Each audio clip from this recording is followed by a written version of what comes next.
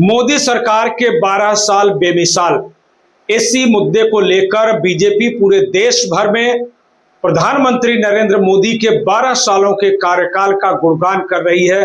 आज महाराष्ट्र राज्य के सांस्कृतिक कार्य मंत्री एडवोकेट आशीष शेलार ने पनवेल में प्रेस कॉन्फ्रेंस की और मोदी सरकार के 12 सालों के कामकाज का ब्यौरा देते हुए उनका कार्यकाल किस तरह से देशवासियों के लिए उपयोगी रहा, देश को आगे बढ़ाने के लिए उपयोगी रहा, इसकी पूरी जानकारी दी।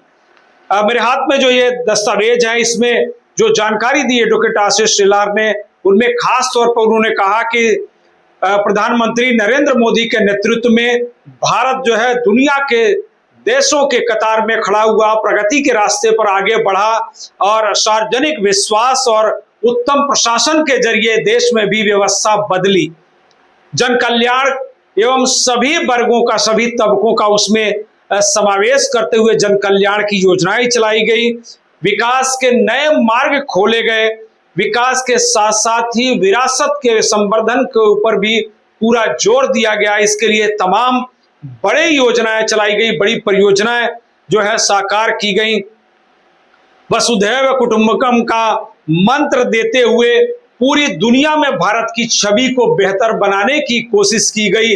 कोरोना के काल का उन्होंने उल्लेख करते हुए कहा कि भारत ने 60 से अधिक देशों में कोरोना वैक्सीन भेजी और पूरी दुनिया को अपना परिवार मानते हुए एक कदम आगे बढ़ाकर उन्हें मदद की। तो ये वसुधैव कुटुंबकम का संदेश देते हुए ये जो मंत्र था उसको साकार करने के लिए प्रधानमंत्री मोदी का कार्यकाल जो है सबसे ज्यादा उपयोगी रहा।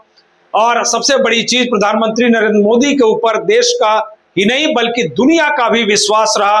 177 देशों की उन्होंने 12 वर्षों में यात्रा की, 70 लाख करोड़ से अधिक का डायरेक्ट इन्वेस्टमेंट यानी एफडीए हुआ देश में। ये भी अपने आप में बहुत बड़ी ऐतिहासिक उपलब्धि रही। अपने भारत के 39 नए दूतावासों का अलग अलग देशों में उद्घाटन हुआ। जो पक्की सड़क बनाने का जो 8 लाख किलोमीटर का जो सड़क बनाने का लक्ष्य पूरा हुआ है, उसमें 4 लाख किलोमीटर का जो लक्ष्य है वो सिर्फ 12 सालों में प्रधानमंत्री नरेंद्र मोदी के कार्यकाल में पूरा हुआ। 10 जून को प्रधानमंत्री नरेंद्र मोदी का कार्यकाल 12 वर्ष पूरे हुए और यह अपने आप में एक बड़ा इतिहास है। प्रधानमंत्री पंडित जवाहरलाल नेहरू के बाद नरेंद्र मोदी पहले ऐसे प्रधानमंत्री रहे जिन्होंने इतना लंबा जो कार्यकाल जो है भारत के प्रधानमंत्री के तौर पर सर्विंग की और ये एक नया रिकॉर्ड बना। 32 उन्हें अंतर्राष्ट्रीय सम्मान जो मिले और ये भी अपने आप में बहुत बड़ी उपलब्धि रही कि किसी भी प्रधानमंत्री को 32 अंतर्राष्ट्रीय सम्मान नहीं मिले थे। मॉर्निंग कंसल्ट के सर्वेक्षण में 75% से अधिक लोगों ने प्रधानमंत्री नरेंद्र मोदी को पसंद किया और वो दुनिया के सबसे लोकप्रिय नेताओं में शुमार हो गए। उन्हें दुनिया का सबसे क्रेडिबल यानी सबसे ज्यादा लोकप्रिय नेता के तौर पर माना गया। ऐसी तमाम उपलब्धियां प्रधानमंत्री नरेंद्र मोदी के नाम एडवोकेट आशीष शेलार ने गिनाई। सांस्कृतिक कार्य मंत्री एडवोकेट आशीष शेलार ने कहा कि इन 12 वर्षों में गरीब कल्याण की तमाम योजनाएं चलाई गई। बेघरों के लिए घर की योजना, स्वच्छ भारत अभियान, किसानों के लिए योजना, युवाओं के लिए योजना चलाई गई। देश में आर्थिक मजबूती के लिए तमाम तरह के सुधार हुए। आईपीसी में बदलाव हुआ और भारतीय न्याय संहिता उसको कन्वर्ट किया गया। तमाम नए कानून बनाए गए ताकि देश की आर्थिक व्यवस्था के साथ साथ जो आंतरिक व्यवस्था है, शिक्षा, आरोग्य और नागरिक खुशहाली जो वो बढ़े। और इसके लिए मंत्री एडवोकेट आशीष शेलार ने तमाम उपलब्धियां गिनाते हुए मोदी सरकार के 12 सालों को बेमिसाल बताया। उन्होंने कहा कि प्रधानमंत्री नरेंद्र मोदी 24 घंटा इस देश और देश की जनता के लिए, इस देश के उत्थान के लिए, लोगों की समस्याओं के समाधान के लिए, उनकी खुशहाली के लिए, जन कल्याण के लिए दिन रात वो सेवारत हैं। और इसीलिए पूरे देश को ही नहीं बल्कि पूरी दुनिया को उनके ऊपर विश्वास है कि मोदी हैं तो भारत निश्चित तौर पर आगे बढ़ेगा और विश्व गुरु बनेगा। एडवोकेट आशीष शेलार के साथ प्रेस कॉन्फ्रेंस में उरण के विधायक महेश बाल्दी, बीजेपी रायगढ़ उत्तर के जिलाध्यक्ष अविनाश कोहली समेत बीजेपी के तमाम स्थानीय नेता और पदाधिकारी भी मौजूद रहे। एडवोकेट आशीष शेलार ने प्रधानमंत्री नरेंद्र मोदी के 12 साल के बेमिसाल कार्यों और उपलब्धियों को गिनाते हुए क्या कुछ कहा, आप खुद ही सुन लीजिए। आपल्याला सगळ्यांना याची कल्पना आहे की या जगातील सगळ्यात मोठी योजना कदाचित असेल 11 कोटी शेतकऱ्यांना 11 कोटी शेतकऱ्यांना हे आकडे या देशातील नागरिकांना दिलासा देणार आहे, आनंद देणार आहे। 11 कोटी शेतकऱ्यांना 4.3 लाख करोड इतका पंतप्रधान किसान सन्मान निधी सलगतेने देणारे सरकार आहे। माझ्या शेतकऱ्याला कर्ज हवं असेल तर त्याच्या मर्यादा अगोदरच्या सरकारने ठेवल्या, ते 3 लाखावरून 5 लाखापर्यंत कर्जाची मर्यादा करणं। माझ्या भगिनीला आपल्याला मागे सोडून चालणार नाही, कारण समाजातल्या नैतिक आलेखाचं मापन हे भगिनींच्या असलेल्या क्रयशक्तीवर अवलंबून आहे। आणि म्हणून लखपती दीदी योजनेमध्ये 3 कोटीहून जास्त भगिनींना आपण त्यामध्ये लखपती दीदी कार्यक्रमातून सेवा करण्याचं काम आहे। आपल्या सैन्य दलात, सुरक्षा दलात सुद्धा महिला अधिकाऱ्यांची संख्या 3000 वरून 11000 पर्यंत गेली। तिथे आमच्या माता भगिनींची योजना त्यांना न्याय देण्याची भूमिका आपण केली। आज पर्यावरणाचा विषय हा ऐरणीवर आहे, ऊर्जा विषय ऐरणीवर आहे, वीज विषय ऐरणीवर आहे। पर्यावरण पूरक योजनेमध्ये पंतप्रधान सूर्य घर मोफत वीज योजनेत 1 कोटी घरांवर आणि घराच्या छतावर सौर यंत्रणा बसल्या। विकासाचा मार्ग गतीने पुढे गेला पाहिजे म्हणून कॉन्क्रीट, स्टील, ऑप्टिकल फायबर लाखो कोटीच्या गुंतवणुकीने आज जग पाहत आहे की इन्फ्रास्ट्रक्चर इन्व्हेस्टमेंट, पायाभूत सुविधा गुंतवणूक याच्यावर रोजगार निर्मिती करणारं केंद्र भारत आज आपल्या सगळ्यांसमोर सेवक म्हणून आम्ही काम करतो आहोत। रस्त्यांचं जाळं, ग्राम विकास 8 लाख किलोमीटरच्या वर गावागावात रस्ते झाले पाहिजे आणि त्याच पद्धतीने हायवेजचा निर्माण, महामार्ग 2014 मध्ये एकूण 91,287 किलोमीटरचे नॅशनल हायवे, राष्ट्रीय महामार्ग होते, ते आता 1,46,000 किलोमीटरचे। विक्रम असा झाला, जाणकार सांगतात जवळजवळ 11.6 किलोमीटर पर डे, प्रत्येक दिवशी 11.6 किलोमीटरचे हायवेज, नॅशनल हायवेज बनतात। या पद्धतीचं कार्य या त्या ठिकाणी गतीने चालू आहे। सिंचनाच्या विषयात सुद्धा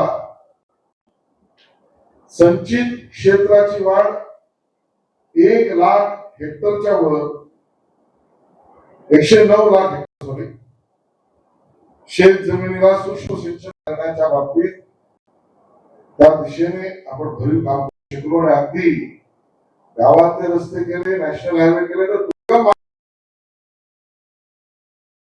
तिथे नवीन पंबन पूल, अटल टनेल, चिनाब पूल, हे विक्रमी दुर्गम भागातल्या ब्रिजेस आणि रस्त्यांचं जाळं सुद्धा उभं करण्याला या देशाने गती वाढवली आहे। रेल्वे आपला महत्वाचा मार्ग आहे आणि म्हणून रेल्वेच्या ब्रॉडगेज विद्युतीकरणाचं काम 99% पूर्ण आणि रेल्वे स्टेशनचा पुनर्विकास जागतिक दर्जाच्या मानकांनुसार 1300च्या वर railway station, Vande Bharat train, त्याची उपयोगिता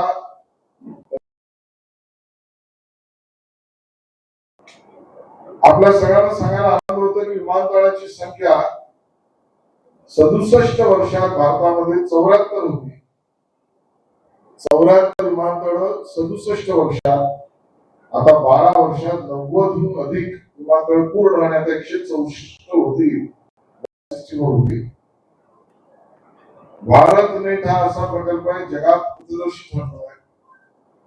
प्रत्येक गावाला डिजिटल कनेक्शनने जोडणं काम चालू आहे। 2,14,000 ग्रामपंचायतींना डिजिटली जोडण्याचं काम आपण त्या ठिकाणी केलं. आपल्या मेडिकल सीट्स वाढल्या पाहिजे म्हणून नवीन 23 एम्सची हॉस्पिटल ही सुद्धा आपण उभी केली. त्यामुळे शिक्षण, युवक, माता भगिनी, शेतकरी, कर्मचारी देणारे कायदे, युवकांना रोजगार निर्मिती व्हावेत म्हणून दिलेलं स्टार्टअप, मुद्रा लोन, याचं लोन, सर्व विभागातील सर्वंकष विकासाच्या दृष्टीने केलेलं कार्य. याबरोबर आपली ओळख, आपला वारसा जो आहे तो जपण्याचं काम सुद्धा मोदी सरकारचं आपल्या सगळ्यांसमोर मांडताना आनंद होतो. आणि मग सुभाषचंद्र बोस यांचा भव्य पुतळा असेल इंडिया गेटवर, परमपूज्य भारतरत्न डॉक्टर बाबासाहेब आंबेडकर यांच्या संबंधित 5 प्रमुख स्थळे, पंचतीर्थ याचं कार्य असेल, सरदार पटेल यांचा स्टॅच्यू ऑफ युनिटी असेल, नवीन संसद भवन असेल, ते आदिवासी अभिमान दिन घोषित करणं असेल, अशी असंख्य उदाहरणं आपल्या वारशाच्या जपवणुकीची आहेत. काल सहज ऑनलाईन माहिती घेत होतो की आपल्याकडे असलेले अँटिक्स जे आपलं भारतीय आहे, 12 वर्षामध्ये जवळजवळ 345च्या वर अँटिक्स आपण भारतात आणू शकतो. या वारशाची जपवणूक असेल, त्या अंदमान आणि निकोबार बेटातील 21 बेटांना परम चक्र विजेत्यांची नावं देणं, असा आपला इतिहास जगासमोर मांडला आहे. मला असं वाटतं एक मोठं यश, विश्वास जनतेचा या सरकार बरोबर आणि सहभाग सुद्धा आहे. आपल्याला त्यामुळे लक्षात असं येतं की ज्या ज्या वेळेला अडचणीची परिस्थिती झाली किंवा आवश्यकता होती म्हणून किंवा उपक्रम होता म्हणून, कधी जनता कर्फ्यू, सर्व जनतेचा आशीर्वाद आणि सहभागिता, थाळी टाळी अभियान, जनतेचा आशीर्वाद सहभागिता, हर घर तिरंगा, भारतीयांचा आशीर्वाद आणि सहभागिता, एक पेड़ मां के नाम, अशा सर्व योजनांमध्ये जनतेचा विश्वास आणि सहभागिता दिसते. आपल्याला फिट इंडिया मुवमेंट मध्ये आपल्याला स्पोर्ट्स आणि फिटनेस आणि बरोबर व्होकल फॉर लोकल याच्या योजनांच्या बाबतीत भरीव काम जगात भारत अजून प्रासंगिक आहेच.